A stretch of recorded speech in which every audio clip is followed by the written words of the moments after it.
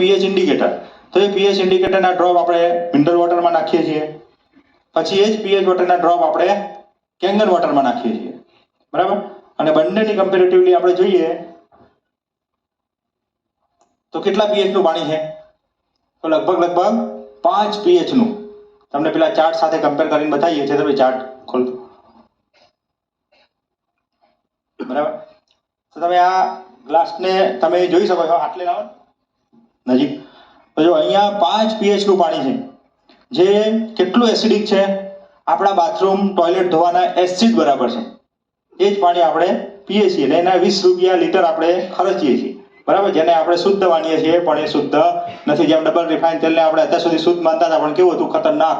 એટલે બધા લોકો કાચી ઘાણીના તેલ ઉપર પાછા આવ્યા, કારણ કે હેલ્થ બધાને વાલી છે, બરાબર. તો અહીંયા જો 9 પીએચ નું પાણી છે, તો એ શું કરશે? આપણા બોડીના પીએચ ને બેલેન્સ કરશે. તો કેંગનનો મતલબ કેવો છે? Japanese word. બસ, કેંગનનો મતલબ કેવો છે? જો એસિડિક કીવર્ડ છે, આલ્કલાઇન કીવર્ડ એટલે વિભાજ્યો કીવર્ડ છે, હેલ્થ કીવર્ડ, બરાબર. એટલે બેક ટુ ઓરિજિન પાછા જવું જ પડશે. બોડીના પીએચ ને જેમ